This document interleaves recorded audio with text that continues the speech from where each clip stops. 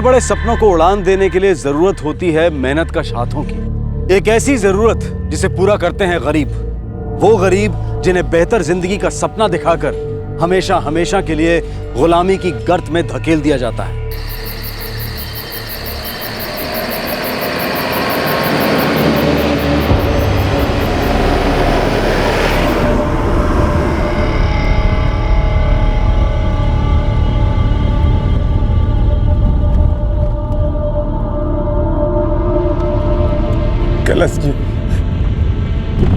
कैलाश जी हमें छोड़ दीजिए।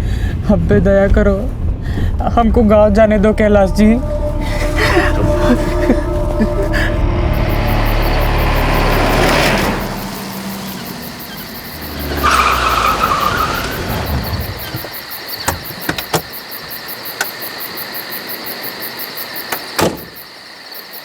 नीचे उधर दोनों को। चल उतर उतर।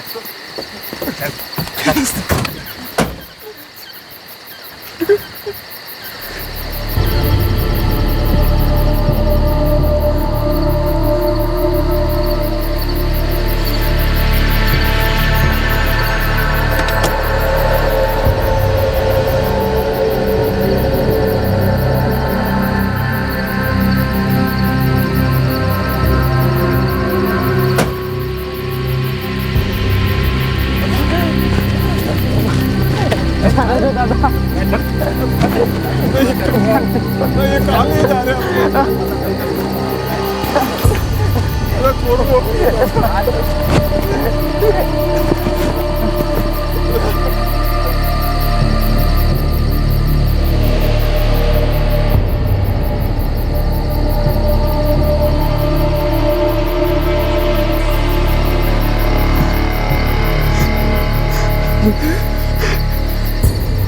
देबो,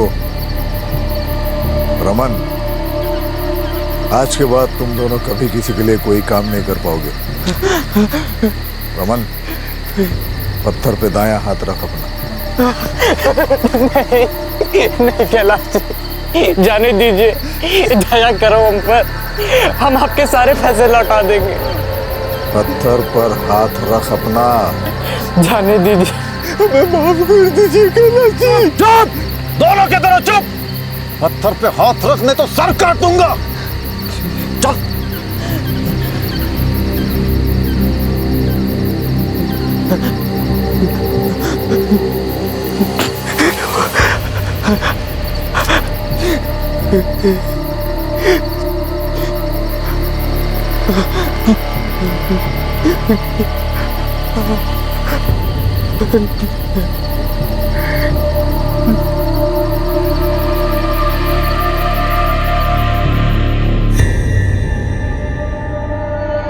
देवशीष कोटिया और रमन साउटी बस 2 हफ्ते पहले तक अपने परिवार के साथ अपने गांव में रह रहे थे। ये गरीब लोग अपने रोजमर्रा के खर्चे चलाने की जद्दोजहद से जूझ रहे थे, जिंदगी जीने के लिए संघर्ष कर रहे थे।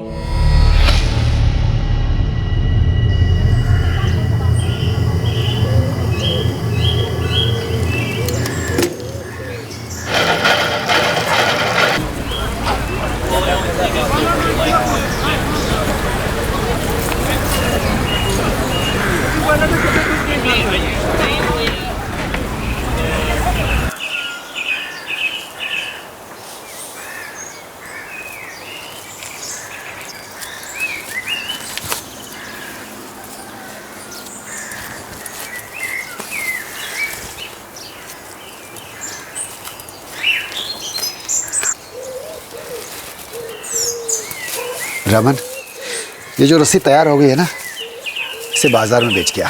पापा पहले ये बोरी खत्म कर लें।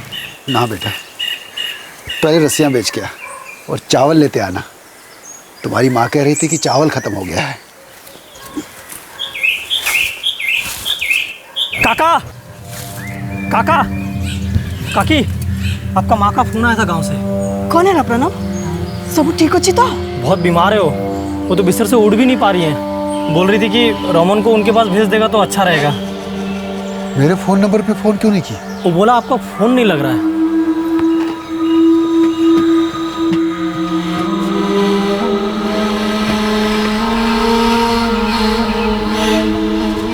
पापा, आपका फोन तो बंद है, चार्ज ही नहीं है इसमें। कैसे होगा?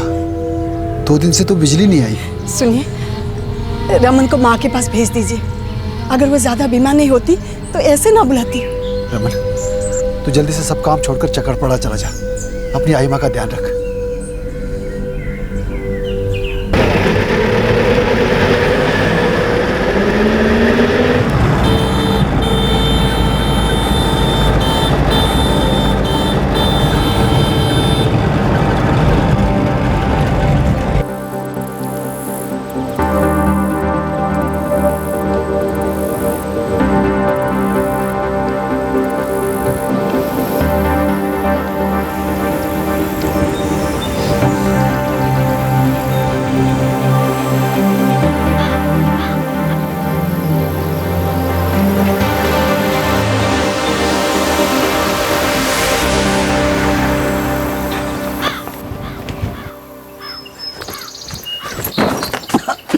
आइमा,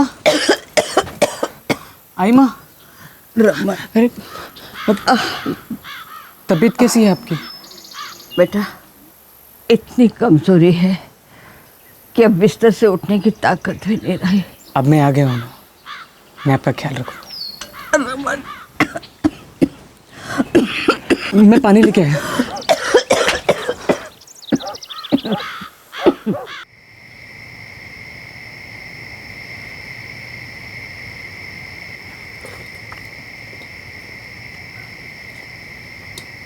पापा, अब 3 बीघा जमीन से कौन सी किस्मत पलटने वाली है? वैसे भी सारी जमीन तो बंजर हो चुकी है। जैसा तू ठीक समझे वैसा कर बेटा। हम दोनों तो बूढ़े हो गए, हमारी ज़िंदगी कट गई जैसे तैसे। तेरे और उर्वशी के आगे सारी उम्र पड़ी है। विकास का भी देखना है तुम लोगों को।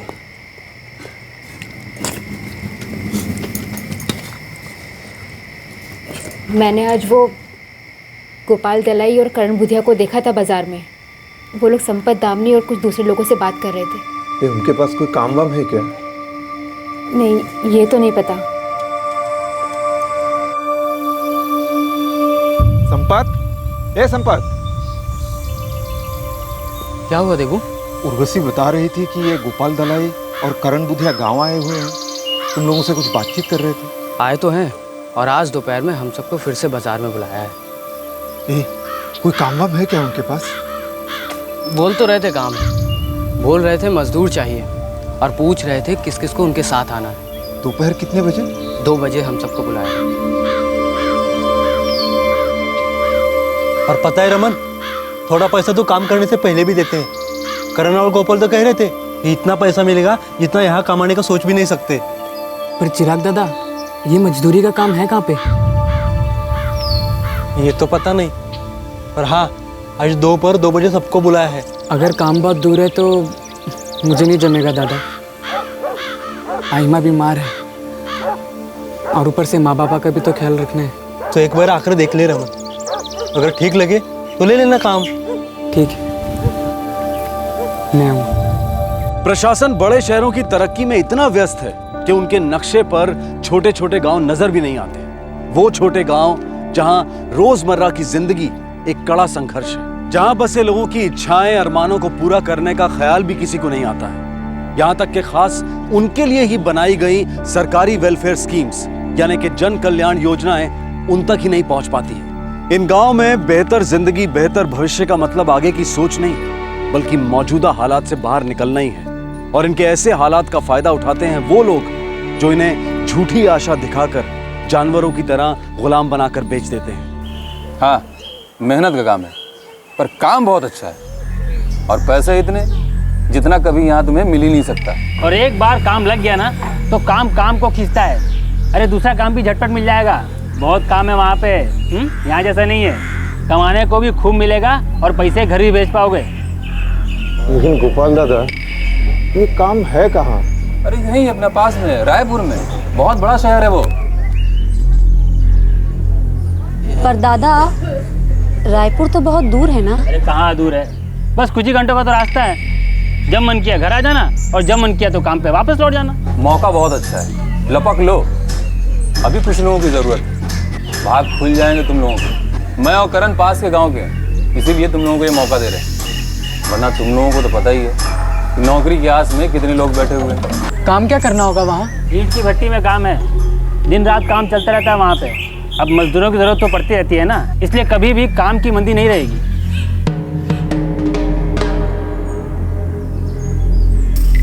देखो, कल तक का समय है तुम लोगों के पास, ठीक से सोच लो, मौका बहुत अच्छा है, किस्मत बन जाएगी तुम लोगों की। मैं और करण कल सुबह पक्की सड़क पे 8 बजे तुम लोगों का इंतजार करेंगे, और जो 8 बजे तक आ गया उसे हम अपने साथ बस में ले जाएंगे।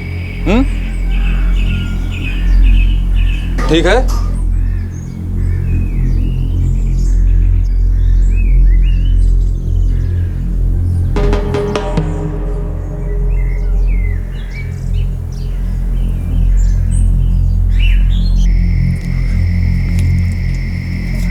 तुझे ठीक लगे तो ज़रूर जा देबू। हम दोनों तो चाहेंगे कि तुम लोगों को हमसे अच्छे दिन देखने को मिले। काम क्या होगा देबू? पक्का पता नहीं माँ, पर वो लोग कह रहे थे कि ईंट की भट्टी पे मजदूरी का काम है। मैं भी चलूँगी तुम्हारे साथ। बहुत मेहनत का काम है उर्वशी। और भी तो औरतें जा रही है ना, मैं कर लूँगी काम। उर्वशी को भी ले जा देबू, तेरा ध्यान रखेगी। विकास को भी ले जा, 7 साल का हो गया, तुझे देखकर काम सीख जाएगा। पर बाप्पा, तुम और माँ यहाँ बिल्कुल अकेले रह जाओगे। हमारा मत सोच बेटा, हमारी जिंदगी बची भी कितनी है, कट जाएगी कैसे भी। तुम लोग जाओ, अपनी जिंदगी बनाओ।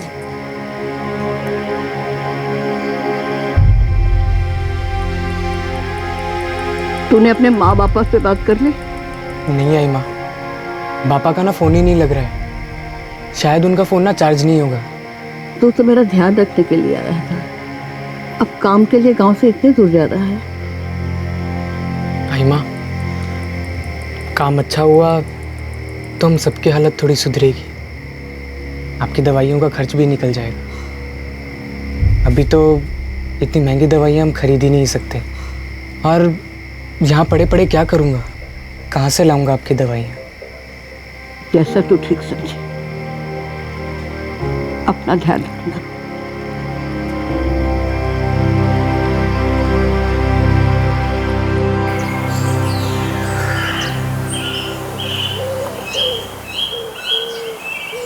पौने 8 तो हो चुके हैं। देख करण, सब तो नहीं आएंगे, पर कुछ लोगों के दिमाग में तो बात घुसी होगी, हैं? लगता है कुछ लोग आ रहे हैं।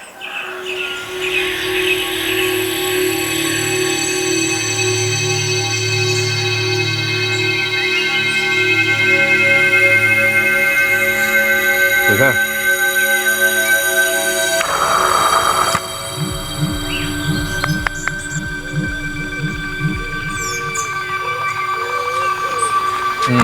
चलो अच्छा है तुम लोग टाइम पे आ गए। अभी देखो बस आने वाली है, उसमें बैठेंगे फिर निकल जाएंगे, हैं? चलो किनारे आ जाओ।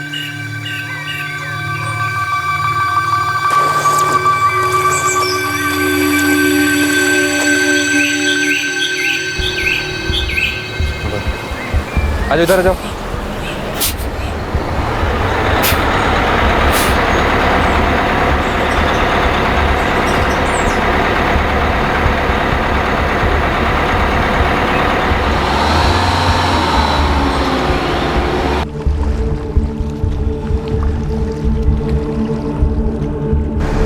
हेलो, हाँ 10 लोग हैं और एक बच्चा भी है।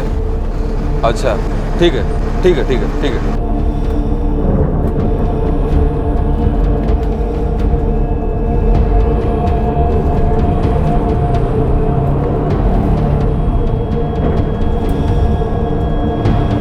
सब बड़े लोगों का 5 का हिसाब लगाया, बच्चे कितना पैसा बोलूँ? बच्चे का भी 5 बोल, वो भी तो काम करेगा ना। क्लास दे क्या? बात करके देखते हैं।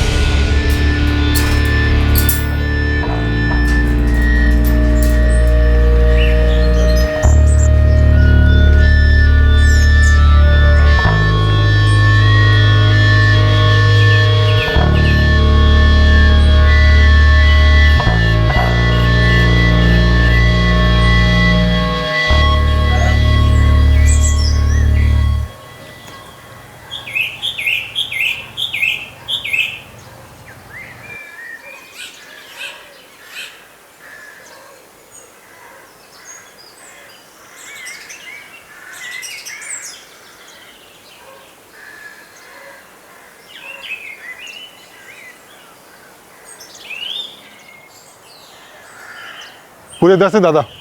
अरे दादा एक बच्चा भी है। उठो उठो उठो उठो। अरे ये तो छोटा है, काम करेगा क्या? क्या बात कर रहे हैं दादा, एक बार लोगे तो काम तो करेगा ही ना।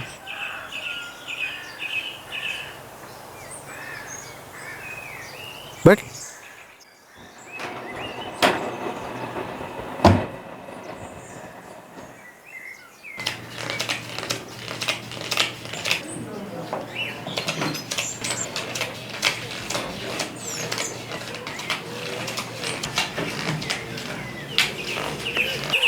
अरे उसको भी दे।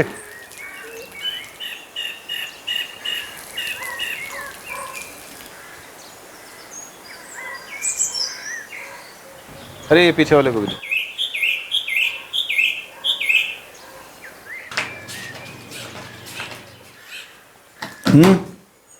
हर मजदूर के 20,000 रुपये है, कुल मिला के 2,20,000। ठीक है कैलाश दादा। काम अगले हफ्ते शुरू होगा। तो तब तक आप उनको यहीं रखोगे? हाँ चंद्रा, अपना पीछे वाला कमरा दे दे इन लोगों को। जी कैलाश।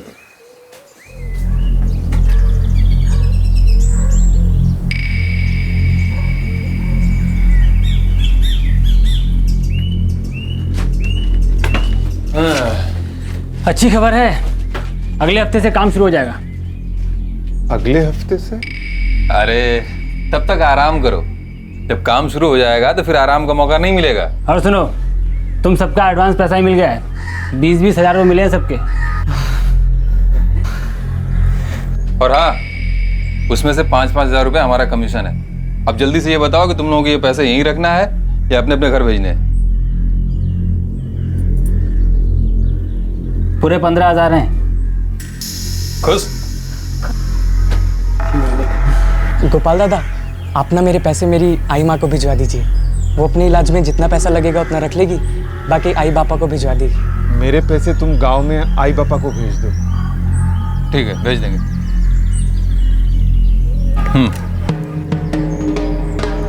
इतने पैसे देखकर वो सब खुश हो गए थे, लेकिन उन्हें यह नहीं बताया गया था कि इन पैसों के लिए उन्हें कितने दिन कितने महीने काम करना है।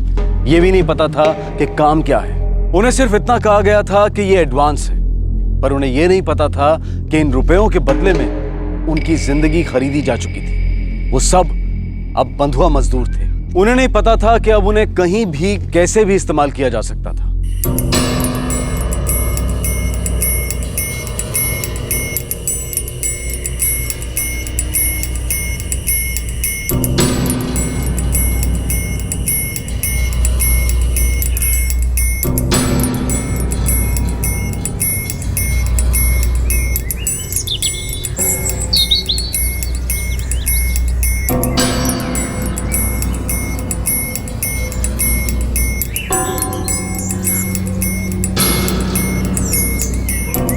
चार दिन बीत गए बैठे बैठे। गोपाल ने कहा तो था 1 हफ्ता लगेगा, लेकिन अभी तो कुछ मालूम ही नहीं चला। अब बिना काम के मन भी नहीं लगता। फिर पूछे क्या, हो सकता है कुछ काम आया हो। जल्दी क्या है, जब काम आएगा तो ले चलेंगे तुम सबको। अभी रायपुर जाने का कोई फायदा नहीं है, काम भी तो हाथ लगना चाहिए ना। पर तुम दोनों तो कह रहे थे कि काम बहुत है। देख यहाँ ऐसा नहीं चलता है। काम बहुत है लेकिन वक्त पे आता है, जब काम आएगा तभी जाना होगा। और तुम लोग आराम करो, यहाँ कोई परेशानी तो है नहीं, खाने पीने को मिल रहा है ना बैठे बैठाए। हाँ, जब काम आएगा तो चल पड़ेंगे। भी जाओ तुम लोग।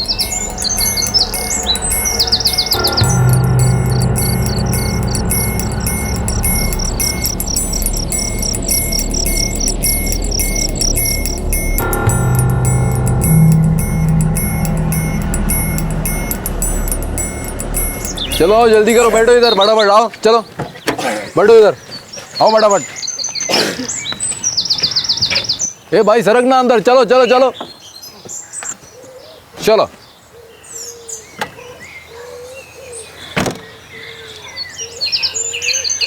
तो आगे आजा।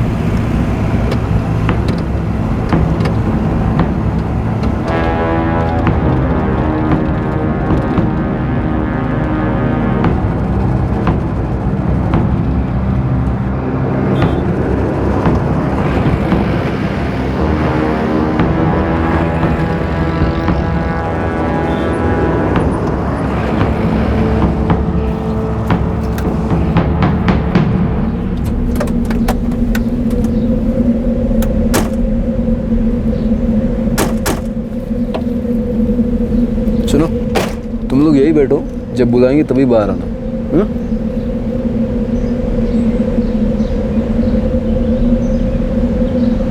माँ, हम यहाँ काम करेंगे?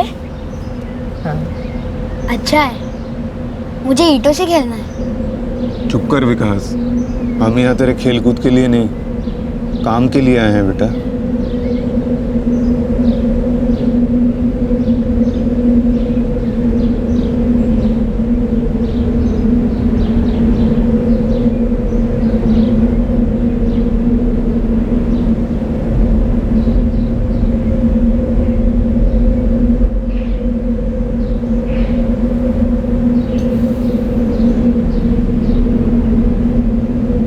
कैलाश दादा, वैसे भी आप इनके पैसे दे ही चुके हो, अब जो ठीक समझो वो करो, अब से ही आपके।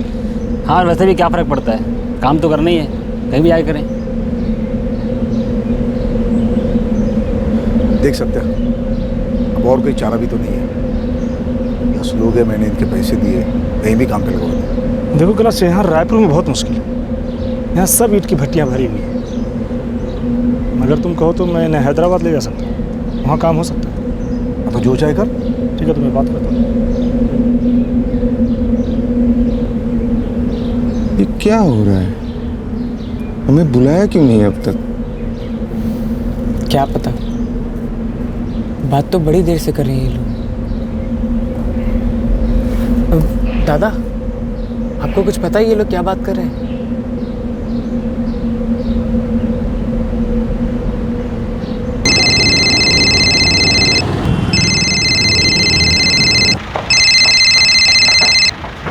हाँ सत्या, बोल, क्या हाल चाल है? सब ठीक है अभिजीत। अरे सुनो, मेरे पास यहाँ 10 मजदूर हैं, कोई काम है हैदराबाद में? हाँ हाँ, लेके तो आ यार, यहाँ कंस्ट्रक्शन का बहुत काम चालू है, कहीं ना कहीं फिट कर देंगे। ठीक है, ले आता हूँ, लेकिन सबके 25-25 हज़ार लगेंगे। लेके तो आ यार, आदमी देख के सौदा करेंगे। ठीक है, तो फिर मैं आज ही निकलता हूँ, परसों तक पहुँचता हूँ। ठीक है, मैंने लेकर हैदराबाद चला जाता हूँ, मेरी अभिजीत से बात हो गई है, वहाँ काम है। चलो अच्छा है, लेकिन रेडी से एक बार सौदा हो जाने के बाद ही मैं इनका पैसा दूंगा। वो सब ठीक है, लेकिन मैंने इनके 20-20 दिए, 22 चाहिए हर एक। वो तो हो जाएगा कैलाश, एक बार सौदा हो जाने दे, जो भी मिलेगा मैं अपना कमीशन काट के यहाँ सब दे जाऊँ। पहले पैसे तो आने दे। चल ठीक है, संभाल के लेके जाना। सत्या, इन्हें हैदराबाद लेके जाना है। ये तो अच्छा ही है। कैलाश दादा, अब से अपना सौदा खत्म, अब ये सब आपका लेन देन है। चलो।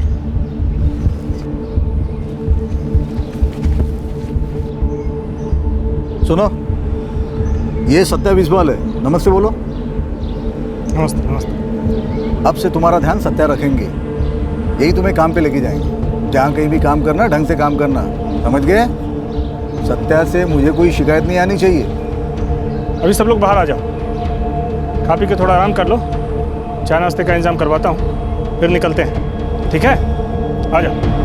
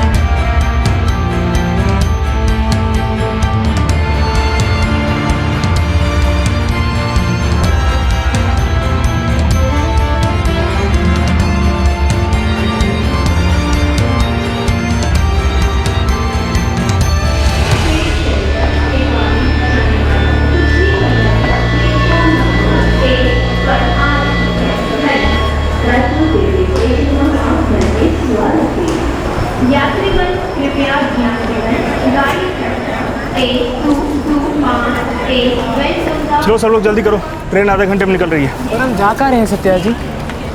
काम करने। और कहाँ जाएंगे? पर कहाँ? हैदराबाद।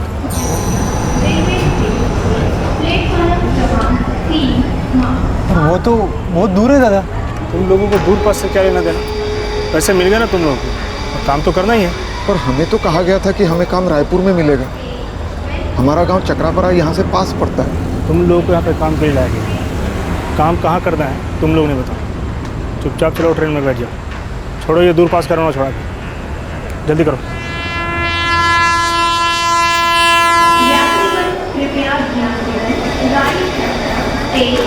चलो चलो चलो।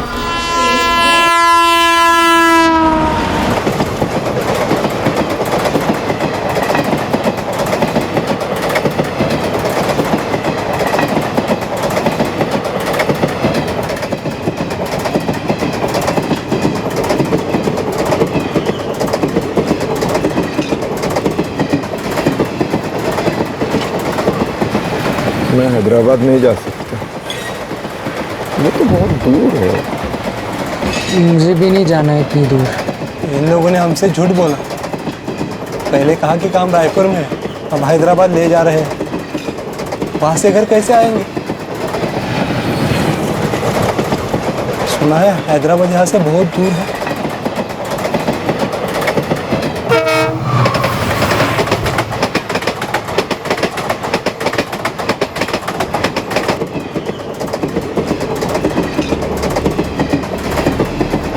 अपनी मुश्किलों भरी जिंदगी से बाहर निकलने का जो रास्ता इन लोगों ने लाचारी में चुना था, वो रास्ता इन्हें उन लोगों के पास लेकर आया था जिनके लिए ये महज एक सौदे का सामान थे, जिसे वो लोग कभी भी कहीं भी ले जा सकते थे, क्योंकि वो लोग इन्हें खरीद चुके थे। कुछ याद आया आपको राजाओं और गुलामों के समय के बारे में? लेकिन इन गरीब लोगों के अंदर भी जज्बात थे। एक डर था कि काम देने की आड़ में इन्हें अपने गांव, अपने घर से कहीं दूर ले जाया जा रहा था। वो समझ चुके थे कि वो फंस चुके हैं। अब उन्हें लगने लगा था कि इस हालात से बाहर निकलने के लिए उन्हें कोई रास्ता ढूंढना होगा।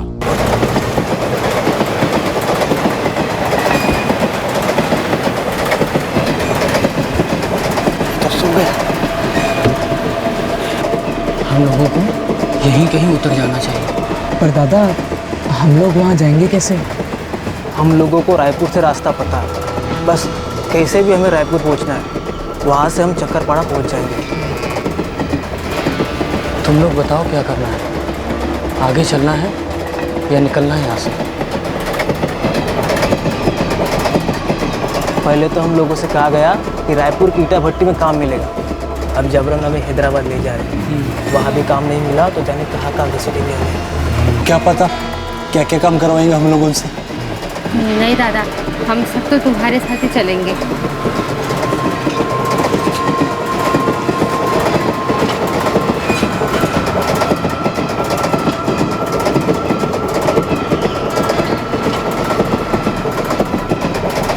हमें चुपचाप जो भी अगला स्टेशन आएगा वहाँ उतरना होगा, फिर वहाँ से कैसे भी करके हम घर लौट सकते हैं।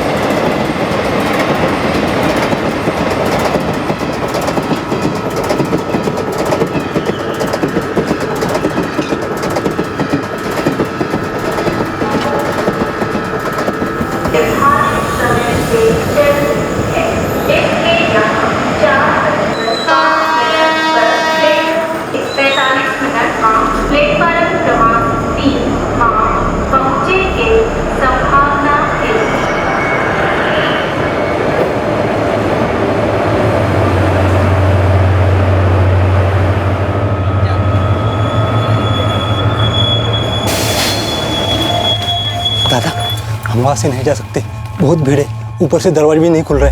हमें यहाँ से जाना पड़ेगा। मैं ये दरवाजा खुलता कि नहीं देखता हूँ।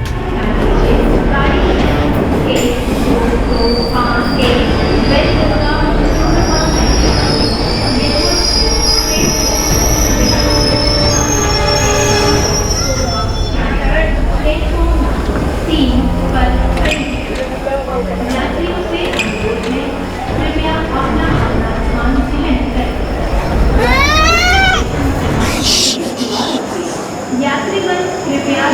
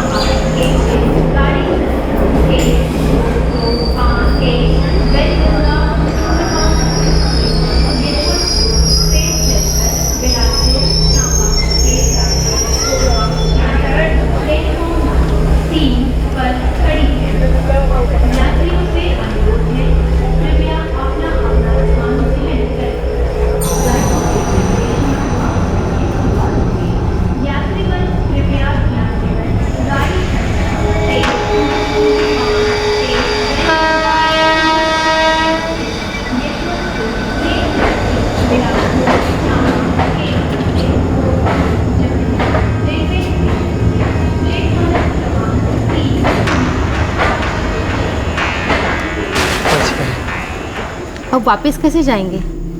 मैं तो कहता हूँ हम लोगों को अलग अलग जाना चाहिए। कुछ लोग बस से चलो, कुछ लोग ट्रेन से। हाँ ये ठीक रहेगा। अलग अलग जाएंगे तो पकड़ जाने का डर नहीं रहेगा।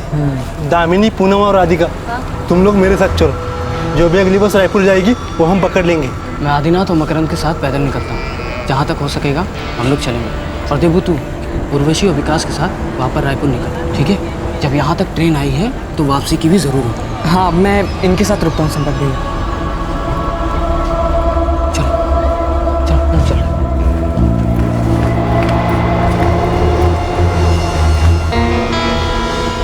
मैं देखता हूँ अगली ट्रेन कब की है दादा।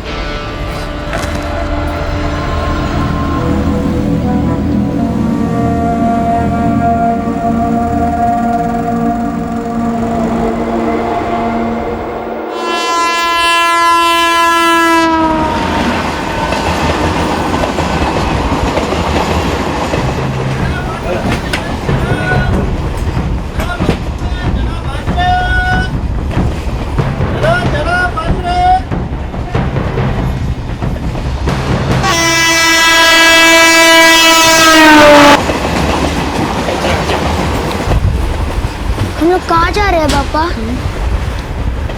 हम घर वापस लौट रहे हैं बेटे। क्यों?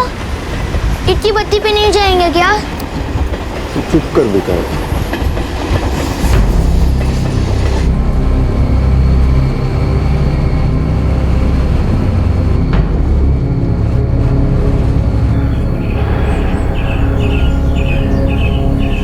मुझे क्या पता कैलाश, रात को सो रहा था, चुपचाप चूहों की तरह सरक गए साले।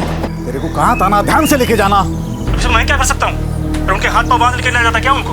वैसे ही हैदराबाद जाने के नाम पे उनका बड़ा रोना धोना था। तो देखो, जैसे मेरी जिम्मेदारी नहीं है, वो हैदराबाद पहुंचे नहीं, सौदा कैंसिल।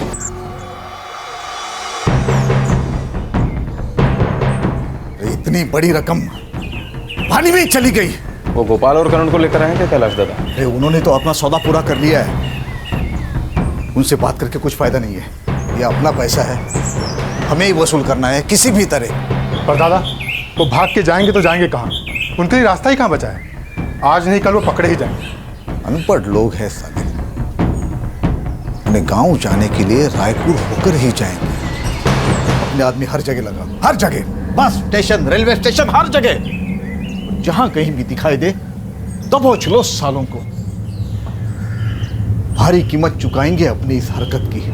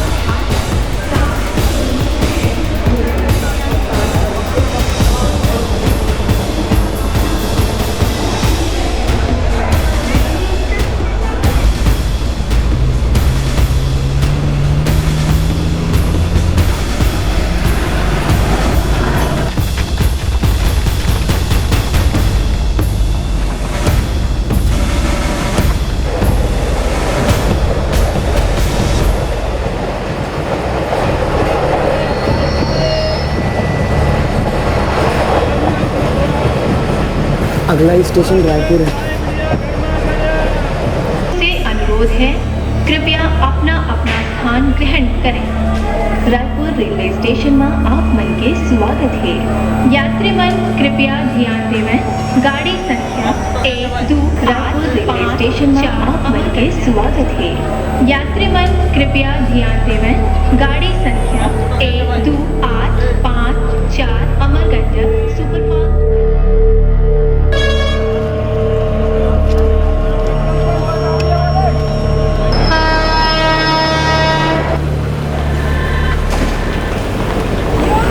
रेलवे स्टेशन में आपका स्वागत है।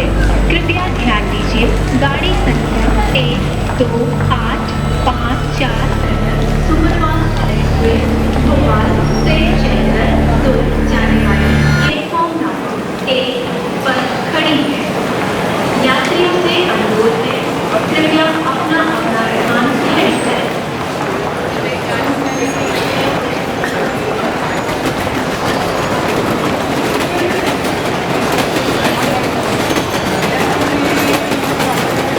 अच्छा उर्वशी, तू विकास के साथ यहीं रुक, हम दोनों देखकर आते हैं कि चक्रापारा के लिए अगली ट्रेन कब की है? नहीं तो बस लेनी पड़ेगी। थोड़ा जल्दी आना, मुझे बड़ी घबराहट हो रही है। अरे तू डर मत, हम लौटते हैं अभी। चल।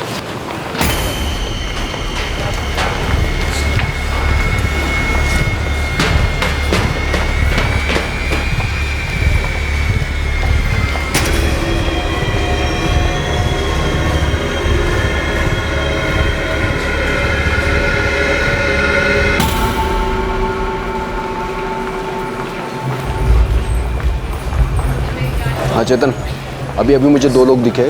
तू भाग के प्लेटफॉर्म नंबर 2 के किनारे पे आ जा, यही घेर लेते हैं सालों को।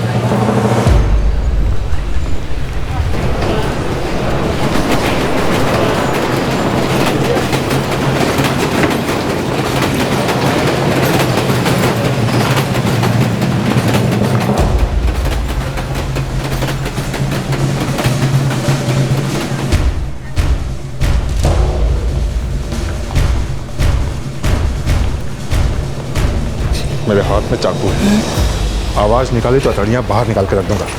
और मेरे पास जो चाकू है उससे तेरे पेट में हवा महल बना दूंगा। चुपचाप चलता रहा। चल चलो।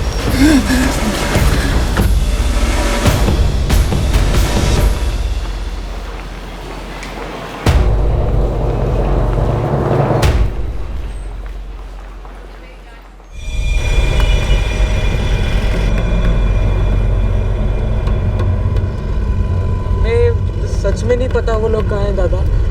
हम लोग अलग अलग रास्ते से गांव के लिए निकले थे। हमें तो ये भी नहीं मालूम था कि हम कौन से स्टेशन पे उतर गए। ये सुन लो तुम दोनों, अगर बाकी लोग हाथ नहीं आए ना तो ये छुरी बात करेगी तुमसे। इसलिए सीधे बता दो बाकी सब कहाँ हैं।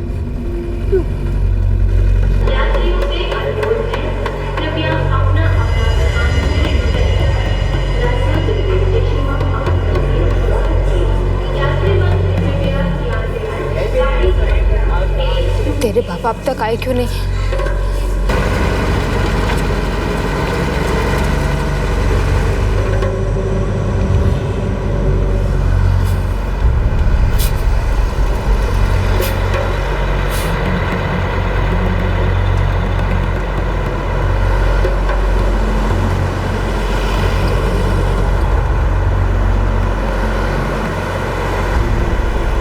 यही रुकते हैं, कोई ना कोई तो बस आएगी। शायद कोई बस हमें चक्रापाड़ा तक ले जाए।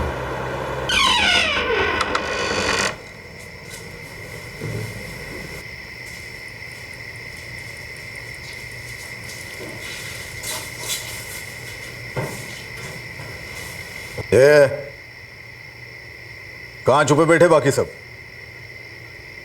सच सच बताऊं नहीं तो मार मार के बुलवाऊंगा। दादा, हमें सच में नहीं पता वो लोग कहाँ हैं। दादा, हमने सोचा कि सब लोग अलग अलग रास्ते से पहुंचेंगे। कहाँ जाएंगे भाग के? पैसे दिए मैंने तुम लोगों के। मैंने करण को पैसे मेरी आई माँ को देने को कहे थे। मैं आपके पैसे वापस ला दूंगा दादा। मेरे पैसे भी गोपाल ने मेरे घर वालों को दे दिए होंगे। हम आपके एक एक पाई चुकता कर देंगे कैलाश दादा। हमको जाने दीजिए दादा, हम आपकी एक एक पाई लौटा देंगे दादा। वो तो तुम लौटाओगे ही। और जब तक सब लोग नहीं मिल जाते तुम दोनों कहीं नहीं जाओगे। और अगर सब लोग ना मिले तो मेरे पैसे मैं तुम दोनों से वसूल करूंगा, समझे? इन दोनों को बंदी रखना, सिर्फ जिंदा रहे इतना ही खाना देना, एक दाना भी ज्यादा नहीं। जी दादा।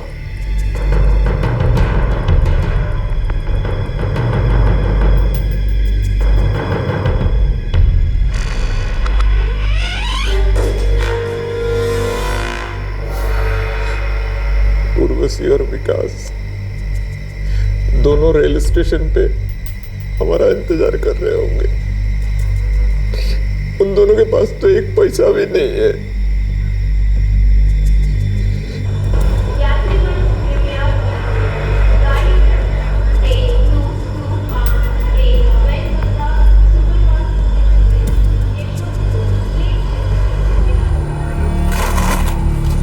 दादा, हाँ बोलिए बहन जी। वो चौकरपाड़ा की कोई रेल जाती है यहाँ से? एक पैसेंजर ट्रेन आएगी आधे घंटे के अंदर, कल तक पहुँच जाएंगे आप। चलो चाचा बंद करो ये।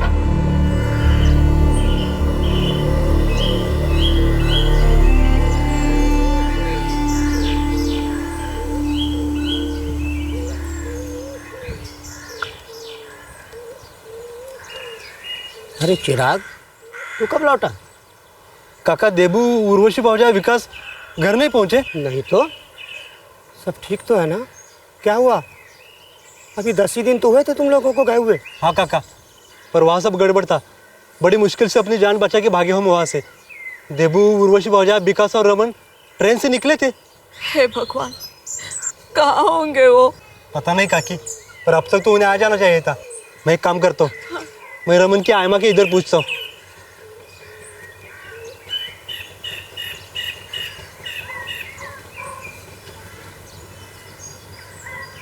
नहीं चिराग बेटा, रमन तो यहाँ नहीं आया। तो उसे आ जाना चाहिए था हेमा, पर हो सकता है कि रास्ते में ही हो। रमन के माँ बाप को तो ये भी नहीं पता कि वो काम के लिए गांव से बाहर गया है। कहीं कोई अनहोनी ना हो गई हो। मुझे तो बड़ी घबराहट सी हो रही है। तुम रमन के पापा को फोन करोगे? हाँ हेमा, पर उनके पास फोन तो है ना? हाँ है। मैं अभी लगाता हूँ। ठीक है।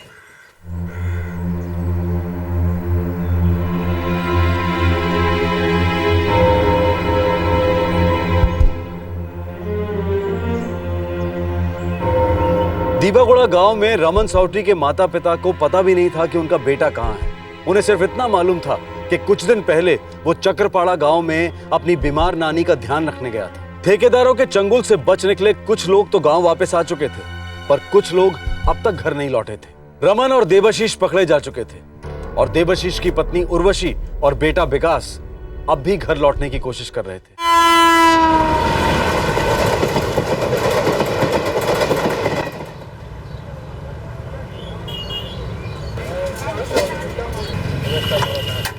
चार लोग गांव लौट आए हैं और बाकी लोग की कोई खबर नहीं है। अब चाहे कोई गांव लौटे या रास्ते में धूल चाटे, कीमत तो ये दोनों ही चुकाएंगे। 2,20,000, सुना तुमने? अगर मुझे मेरे पैसे नहीं मिले तो मैं तुम दोनों को जिंदा नहीं छोड़ूंगा। पर दादा, हमें तो सिर्फ 15,000 ही मिले थे। मुझे भी 3 लोगों के 45,000 मिले थे, जो मैंने गोपाल को दे दिए थे घर ले जाने को। 2,20,000 हम कहाँ से लाएंगे दादा? हमें जितना पैसा मिला है हम आपको लौटा देंगे। मुझे एक ही काम है क्या? सबके पीछे पाई पाई बटोरने के लिए भागने का? बेवकूफ लगता हूं मैं तुम्हें? हैं? इतना खर्चा किया तुम पे, यहां बुलाया, खिलाया, पिलाया, अब तुम दोनों लाओगे मेरे पैसे या फिर मरो।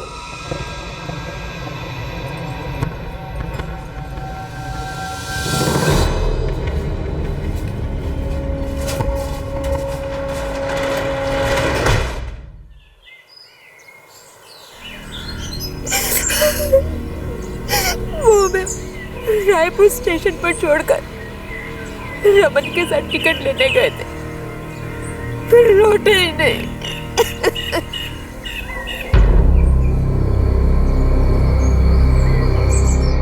तो वो लोग तुम्हें स्टेशन पे छोड़ के चले गए? वो चाकरपाड़ा जाने वाली ट्रेन का पता करने गए थे, फिर लौटे ही नहीं। हो सकता है कुछ काम मिल गया हो, वहीं पे चले गए होंगे वो लोग। ऐसे कैसे चले जाएंगे साहब? इनको अकेला छोड़ के।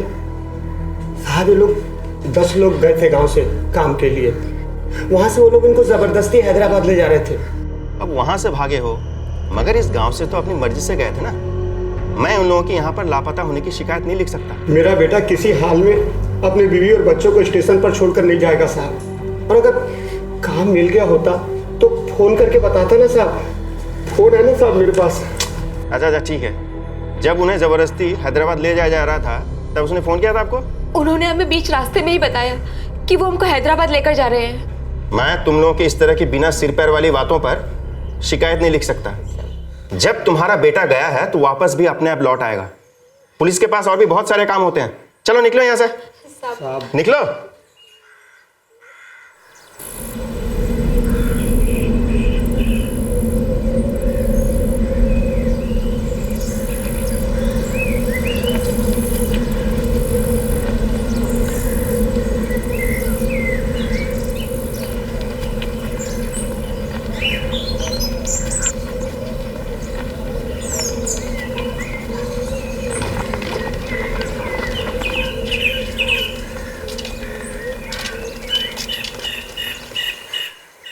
मुझे नहीं पता गोपाल कहाँ है। देखो बेटा, उसका कहीं पता ही नहीं चल रहा है। हाँ भाऊजा, देवाशीष और रमन तो रायपुर स्टेशन पर ही थे, पता नहीं वहाँ से कहाँ चले गए। तो मैं क्या करूँ? मैंने कह दिया ना कि गोपाल काम से बाहर गया हुआ है, मुझे नहीं पता वो कहाँ है। वो करण कहाँ रहता है? आप अगले गली में जाओ, वही उसका घर है। चलो। उनका कुछ पता नहीं है, बाहर गए वो। मदद करो बेटी, मेरा बेटा लौटा नहीं है। करण को शायद मालूम होगा वो कहाँ है। मैंने कहा ना आपको, और एक ही बात कितनी बार बोलूं आप लोगों को, मुझे नहीं पता वो कहाँ गए और कब तक लौटेंगे।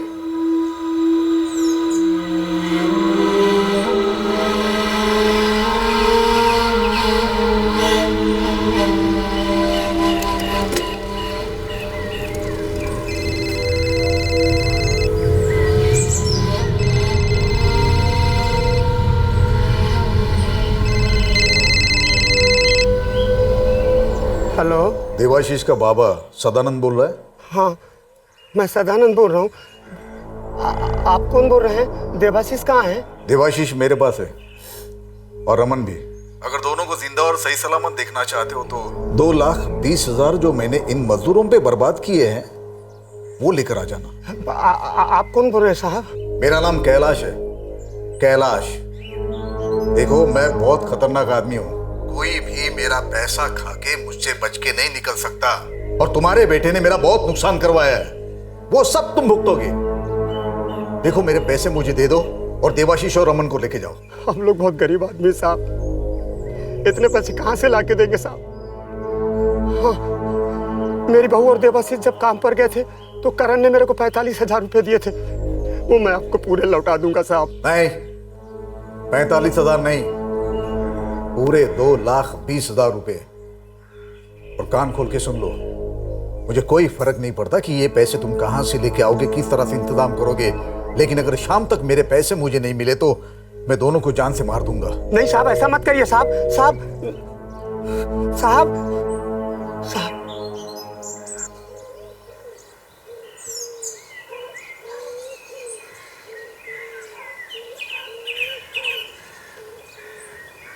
हम तो अपने सारे पैसे लौटा देंगे, पर मकरन, आदिनाथ और संपत पता नहीं ये लोग कहाँ है, अब तक घर नहीं पहुंचे।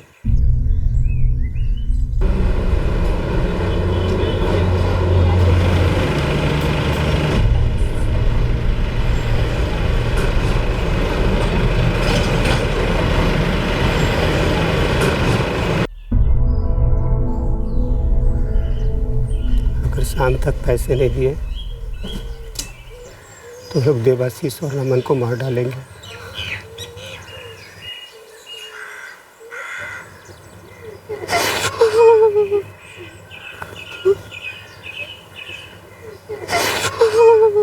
दादा, सुबह से रमन के माँ बाप को फोन लगा रहा हूँ, बंद आ रहा है फोन। ज्यादा चालाक बन रहा है साला।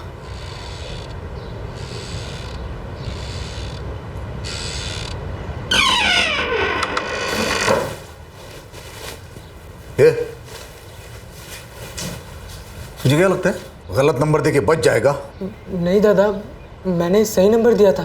बंद ही आता है फोन। दादा वो हमारे गांव में बिजली बहुत कम आती है, इसलिए फोन नहीं लग रहा होगा। हम बहुत गरीब लोग हैं कैलाश जी, हमें छोड़ दो। अबे तुम लोग 2,20,000 से मुझे गरीब कर चुके हो, उसका क्या? अगर तेरा बाप रात तक पैसे नहीं लेके आया तो तुम दोनों तो बस खत्म।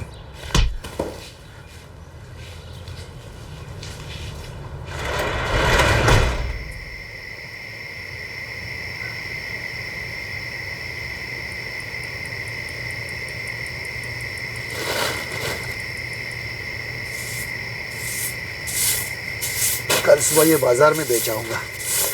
हाँ ठीक है।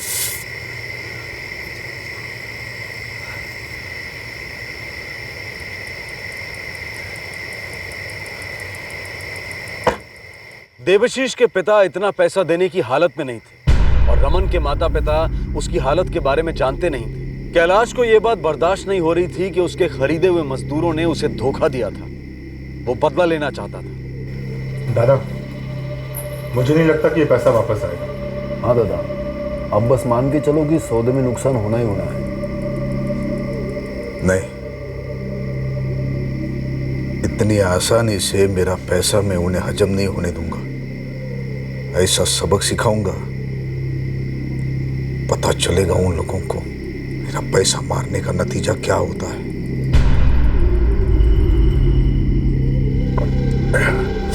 ए, चंद्रा, चेतन, जाओ उठा के लेके उन दोनों को गाड़ी में डाल दे। बता दे उन दोनों को कैलाश का पैसा मारने वाले के साथ क्या किया जाता है। जाओ जाओ जाओ। चलो।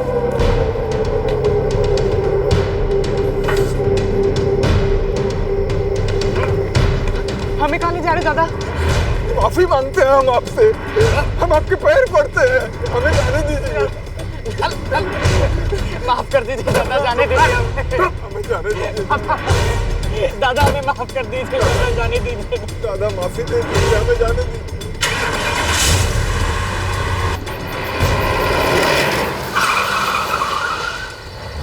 उतार।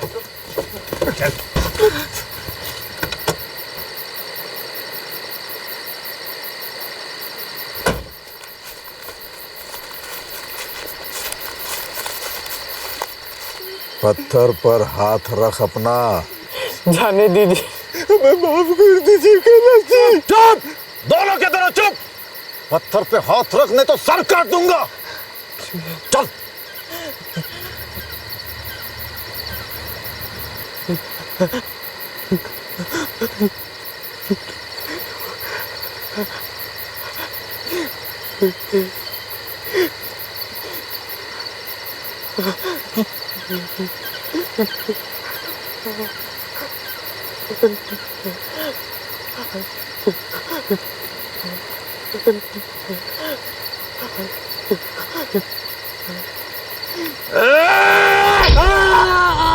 बड़ी ही क्रूरता से रमन और देवशीष की दाईं हथेलियां काट दी गई। पैसे के नुकसान की वजह से गुस्से में पागल हो चुका कैलाश नहीं चाहता था कि वो किसी और के लिए काम कर सके।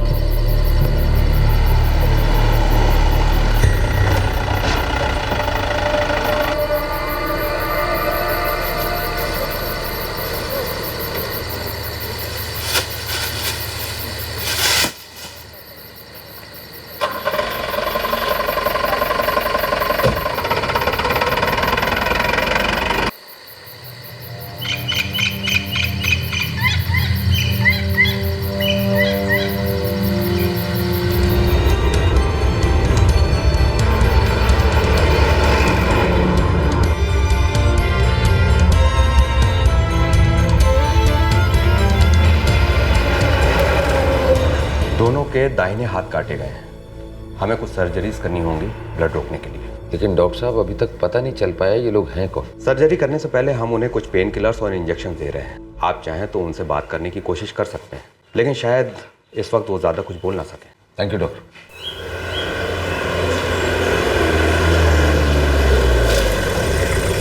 ये सदानंद गोटिया का घर किधर है? ये आगे उस तरफ है सर।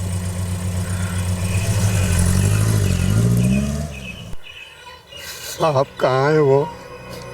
सरकारी हॉस्पिटल में ऑपरेशन होना है उसका।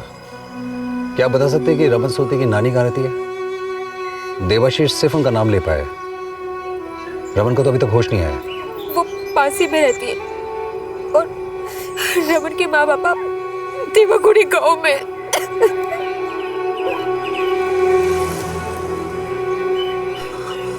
मेरा बेटा तो अपनी आई माँ के पास गया था, वो बीमार है। हम लोग खुद पता लगाने की कोशिश कर रहे हैं कि आखिर ये हुआ क्या। इस वक्त वो देवतागिरी के सरकारी अस्पताल में है।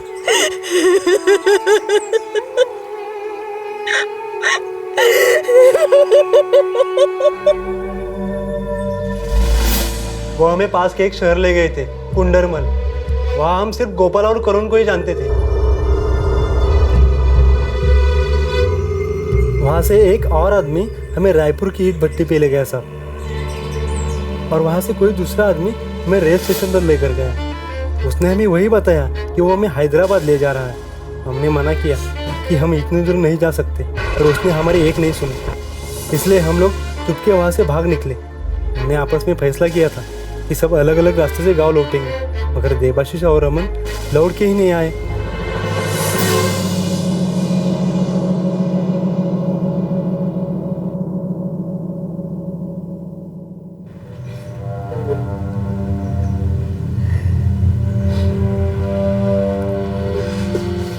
बेटा तुम्हें हमें बताया क्यों नहीं कि तू ऐसे काम के लिए कहीं जा रहा है? मुझे नहीं पता था ये सब हो जाएगा। मुझे लगा था पैसे आएंगे,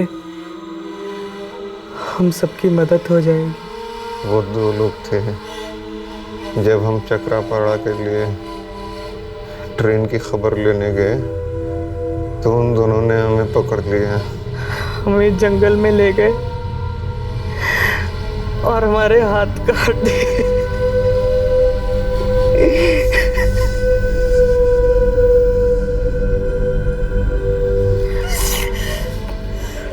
अगर इन दोनों की हथेलियां मिल जाएं तो हम रिकंस्ट्रक्शन सर्जरी कर सकते हैं, लेकिन जल्द से जल्द इनके हाथ मिलने चाहिए, तभी हम कुछ कर पाएंगे। डॉक्टर साहब, हम सारे मुजरिमों को पकड़ने की कोशिश कर रहे हैं। उनके मिलने के बाद ही पता लग पाएगा कि उन लोगों ने इनके कटे हुए हाथों का किया क्या।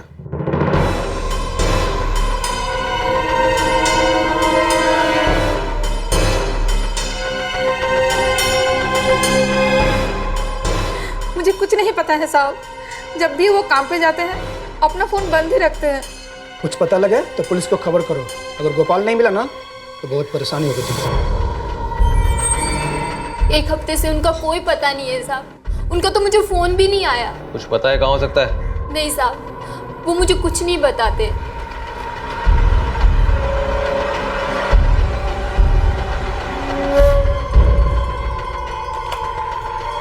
अंदर देखो। कैलाश का अगर पता नहीं चला तो आप लोग बहुत मुसीबत में फंस जाएंगे। साहब मुझे सच में नहीं पता कि वो कहाँ गए हैं। प्रणव, जी सर। इस मकान में नजर जी।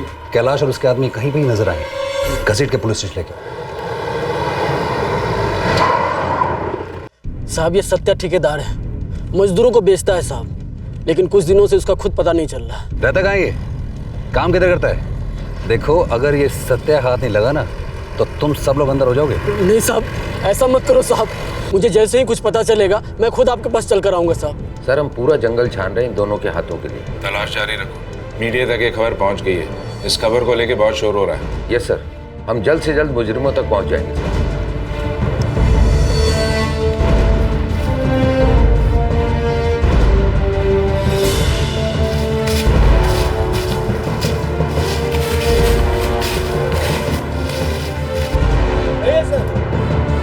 सर। सर मुझे लगता है कोई जंगली जानवर खा गया होगा। हाँ हो सकता है, लेकिन तलाशी जारी रखो, कोई कोना छूटना नहीं चाहिए।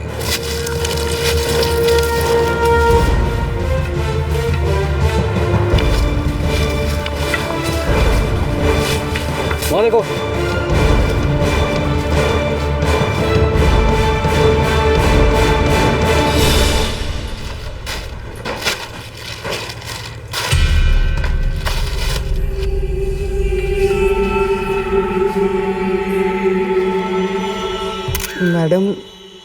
हमने उन्हें बहुत कहा, हमें अपने घर, अपने गांव जाने दीजिए। वो लोग हमसे 2,20,000 मांग रहे थे, हम लोग नहीं दे पाए तो पकड़ के हाथ काट दिए। हमने उससे कहा कि हम हैदराबाद नहीं आएंगे, तो वो नहीं माना, वो हमें ज़बरदस्ती वहाँ ले जा रहा था।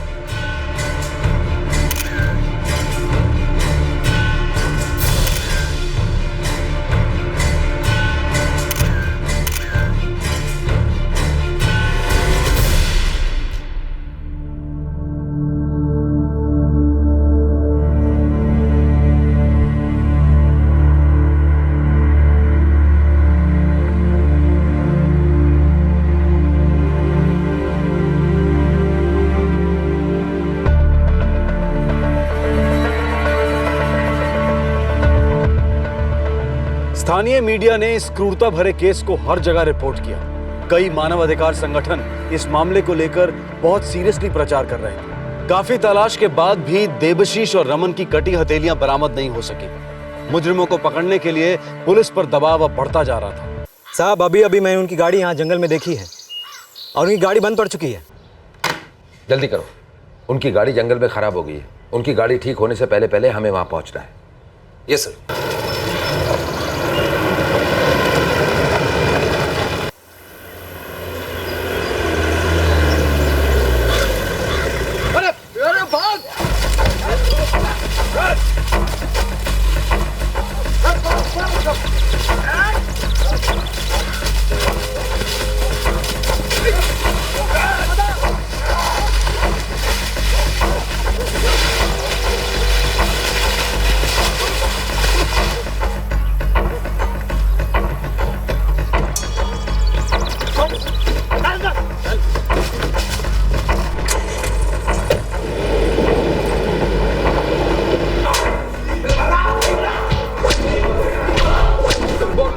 कैलाश से पुलिस को गोपाल और करण के ठिकानों का पता चलता है।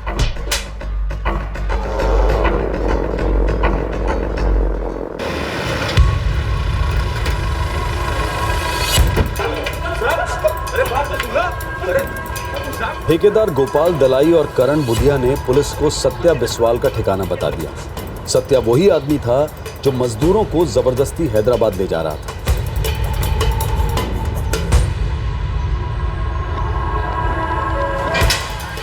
ठेकेदारों के माफिया की ये आखिरी कड़ी भी अब पुलिस के पास थी। सर, ये अलग अलग राज्यों के गांव से गरीब लोगों को बरगला के लाते हैं और बंधुआ मजदूरी में झोंक देते हैं और अपना कमीशन कमाते हैं। जाहिर है ये अकेला केस नहीं है, ये माफिया इस काम में काफी समय से लगा होगा। सर, हमारे पास में सारी डिटेल्स है और हम पता लगा चुके हैं ये कहाँ और किस किस को सप्लाई कर रहे हैं। मुझे इस केस की सारी डिटेल रिपोर्ट चाहिए, कलेक्टर ऑफिस भेजनी है। सुप्रीम कोर्ट ने भी रमन और देवाशीष मजदूर के केस को सुओ मोटो नोटिस लिया है। सर,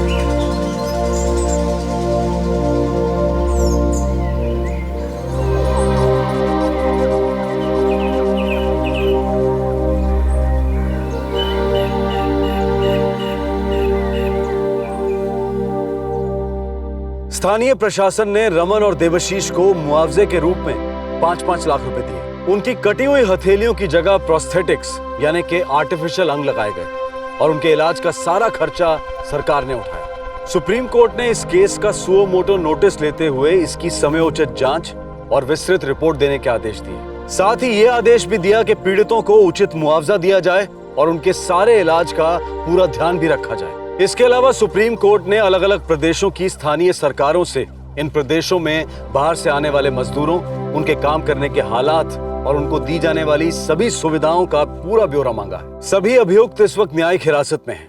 कई रिपोर्ट्स के अनुसार देश के कई राज्यों में इस तरह की गुलामी और बंधुआ मजदूरी से जुड़े बहुत से शक्तिशाली माफिया काम कर रहे हैं। ये करोड़ों रुपए के मुनाफे वाला व्यापार है, एक ऐसा व्यापार जो इंसानी जीवन और गरिमा का खुलेआम उल्लंघन करता है, मानवीय अधिकारों का घोर अपमान करता है। क्या प्रशासन की मिली भगत के बिना इतना बड़ा व्यापार ऐसे खुलेआम चल सकता है? और ये कोई नया जुर्म नहीं है जो ऐसे अचानक सामने आया है। ऐसे केसेस मनरेगा और रोजगार आश्वासन जैसी गरीबों के लिए लाई गई स्कीम्स पर भी सवाल उठाते हैं, जो ऐसे गांव को प्रगति के रास्ते पर लाने का दावा करती है। एक दूसरा सच ये भी है कि श्रमिकों पर पूरी तरह से निर्भर क्षेत्रों में भी अक्सर न्यूनतम वेतन यानी कि मिनिमम वेजेस भी इन मजदूरों को नहीं मिलती है। कई तरह की कमीशंस और दलाली के बाद अक्सर इन्हें ना के बराबर ही पैसे मिलते हैं। कई सरकारी नियमों और उपायों के बावजूद भी ऐसा खुलेआम होता है। जो हुआ वो बहुत ही शर्मनाक था, लेकिन ये कोई अकेला ऐसा केस नहीं था। ऐसे न जाने कितने मामले होंगे जो मीडिया की नजर में आए ही नहीं होंगे। जरूरत है एक दृढ़ संकल्प की, एक शक्तिशाली प्रणाली की जो निश्चय करे कि ऐसे जुर्म अब और नहीं होंगे। आपसे फिर मुलाकात होगी क्राइम पेट्रोल दस्तक में एक और नए केस के साथ। तब तक अपना ख्याल रखें, सुरक्षित रहें और याद रखें, इंसान होने के नाते हम सबका ये मूल कर्तव्य है कि हम कम से कम इंसानों की तरह बर्ताव तो करें। जय हिंद। इस तरह के और भी एपिसोड देखने के लिए हमारे चैनल को सब्सक्राइब करें और बेल आइकन दबाना ना भूलें।